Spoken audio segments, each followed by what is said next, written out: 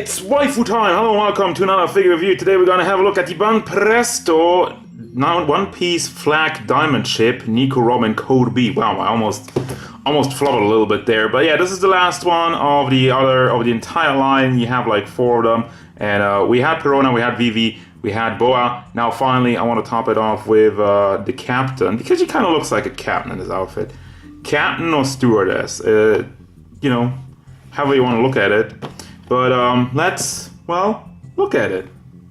So yeah, Captain Nico Robin is what I like to call this one. So size of the captain, 26 centimeters to the top of her head, like really the tippy top. So she stands at 10.2 inches tall overall. Now, overall look in detail of the figure. I don't have the jacket on right now. I'm gonna keep that for last because it's more of an accessory. It's the only accessory she really comes with, and I don't know what's going on with my lighting, why it's so dark. I have to readjust that in post. Great, I have everything on. But anyway, we got the face sculpt, very nicely done. It looks like Nico Robin has a little bit more of a sharp nose, and the big blue eyes. The lips are very nicely painted, and overall, I love the hair sculpt. But let's have a look real quick at the head, which is also very nicely done. I'm impressed. Like, the line, the small golden line that goes around it is fairly clean. Of course, there are some slips here and there, but this is, once again, I have to mention it because this is more of a budget type figure. This is not a Figma. This is less than a Figma, and it's a statue, so it's a different thing. But I'm just saying, paint-wise, we're looking at a pretty good quality for a reasonable price. But I really love the hair sculpt. Did I say that already? Because I do.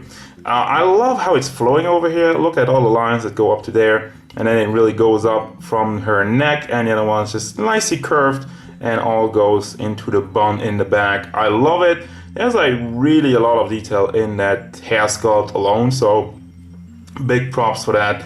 As we go down to the big boobies, where they didn't paint the zipper on this one. They painted all the zippers on the rest of the figure, but just this zipper is not painted.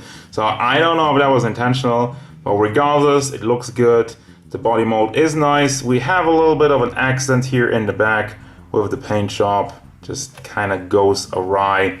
But for the rest of it, it is good. And they made the exact same mistake, which they did with all the other Code B kind of like characters.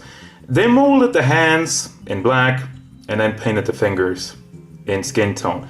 As a result, the skin tone of the fingers looks a little bit wonky because, once again, you're trying to cover up black with a brighter tone, and that will never ever look good. Now with the belt, that one is very nicely painted. Once again, they're really on point with that gold, and also the zipper in the back. She kind of has some chaps going on as the big butt, also very nicely molded and clearly painted as well. I appreciate that. And then in the back, she also has like a sword. I don't know, falcon, something like a falcon, I'm guessing. And the gold department looks good. It is a little bit rough, has a little bit of paint bleeding going on in the small rings here. But I mean, in general, it is okay, and it looks pretty decent. So once again, the zipper, did I already talk about this one, also has some issues here and there, goes a little bit over the line there, but overall, forgivable. As we move down to the chaps, which look really weird. They have the chaps that expose the thighs but also expose the knees, but that is special and it makes it look pretty cool. It's different, and I said it for all of them. I love the designs of these guys, so that's why I picked them up. These gals, apologies. But once again, the zipper over here, very nicely painted, and we kind of have the bottom half of the chaps. I also love how they are curved over here. It is a little bit soft plasticky, so I guess you could still play around with it a little bit with that if you wanted to, just heat it up. Just saying, I mean, I'm not gonna. And then we go down to her shoes, where you still have a little bit of purple going on her on the front part of her shoes, and the big base over here. But once again, just like all the other ones, the legs, I mean, you kind of have to heat it up. It has, let's say it has a good stand, but the feet aren't really flat on the ground completely. Well, with Nico, I think it's a little bit better than with the other ones. But let me have a look at the coat. Now, Everything with the paint job is pretty nice. There's some small slips here and there, but the coat... I almost wonder if they did that on purpose, like, oh crap, we screwed it up. Let's make the coat a single piece. So yeah, as much as I said good things about the gold on the figure, the gold on the coat, haha, is horrible because there's just slips all over it. It's like they were drunk. Yeah, this is not... Honestly, if you look from it afar, you don't really see it, but this is kind of unforgivable. I don't get it.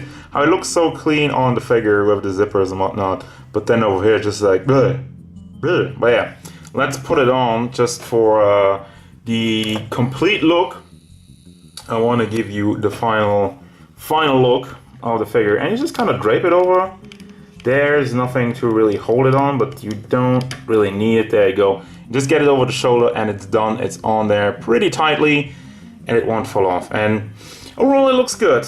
So, you know, this is there, but from this angle I'm not seeing it. That doesn't really forgive it, but I can live with it. So, final thoughts of this figure. What do I think about this Nico Robin? Just like all the other ones, this one's really good. For 35 bucks, this is definitely worth my time. And depending on where you are, you might be able to find it for less.